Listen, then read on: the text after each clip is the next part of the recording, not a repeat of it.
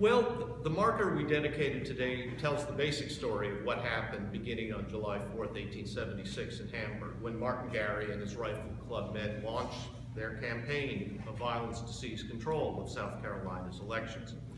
One of the Rifle Club members was the future white supremacist leader, Pitchfork Ben Tillman, who would become governor and U.S. Senator for South Carolina. And Tillman also made no bones whatever about their aims. It was, as he later wrote, quote, to seize the first opportunity to provoke a riot and teach the Negroes a lesson by having the whites demonstrate their superiority by killing as many of them as was justified. The provocation began when two young members of Gary's Rifle Club tried to drive their buggy right through a 4th of July parade by the Hamburg Militia Company, then went to trial justice Prince Rivers and swore out a complaint against the company captain, Doc Adams, for obstructing the road. Well, things got so heated in the courtroom that day that Rivers told everyone to come back the following Saturday, hoping that tempers would cool down. Instead, Martin Gary's men used the time to prepare what was no less than a full-scale military assault. Saturday came, hundreds, literally hundreds of Rifle Club members from South Carolina and across the river in Augusta poured into town, heavily armed. They cornered Doc Adams' National Guard Company in their drill room on the second floor of the Sibley building. They demanded they surrender their arms, then opened fire, eventually bringing in a cannon from Augusta to finish the job.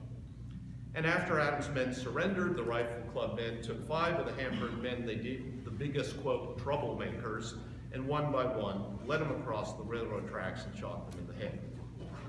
Now, what was in some ways most chilling was how right from the start, the rewriting of history went hand in hand with this calculated violence. Immediately after the massacre at Hamburg, the facts were widely reported in the press. Across the country, the New York Times had front-page stories about this. And Prince Rivers quite courageously held an inquest, issued arrest warrants for 87 of the Rifle Club members, charging them with first-degree murder or accessories before the fact. The Charleston News and Courier newspaper at first ran an editorial deploring the execution in cold blood of the militia members after they had surrendered. But then Martin Gary challenged the editor of the newspaper to a duel. Local advertisers and readers threatened to boycott the newspaper, and the editor got the message about what he was allowed to print and what he was not allowed to print. And he promptly reversed course, apologized for having criticized the murderers, joined the bandwagon which blamed the victims, falsely termed the incident a riot, and excused the perpetrators. Well, having shown that they could literally get away with murder, months of violence by the Rifle Clubs followed. The Mississippi Plan was now known in South Carolina as the Edgefield Plan. On election day, Ben Tillman and Mark Gary and thousands of other armed white Rifle Club members simply seized the polls, refused to allow any black men to vote at all, and for good measure stuffed the ballot boxes with so many Democratic ballots that in some jurisdictions the number of votes counted exceeded by several thousand the total number of registered voters in the entire county. The new Democratic governor, Wade Hampton, dismissed Prince Rivers as Hamburg's trial justice as one of his first acts, and the legislature, after expelling 24 Republican representatives and naming Martin Gary as the new senator from Edgefield, despite the election results, called a special session and on its very last day, in the small hours of the morning, revoked the town charter of Hamburg. A few years later, the legislature took away Hamburg's polling place so that if anyone there even wanted to try to vote, they would have to walk 10 miles on election day. Well, let me just end with a short observation, which actually I think repeats what several people have said today, but it's such an important point, and I think it's worth emphasizing about history and why it matters.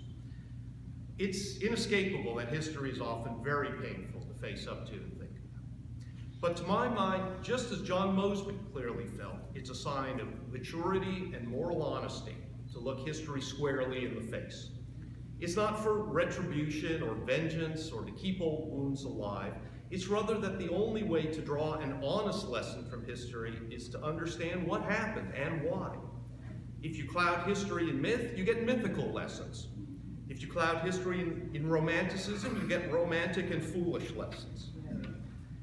And as terrible and damaging to the rights of the freedmen as this violent chapter of history was, the distortions of history that followed did even longer and more lasting damage.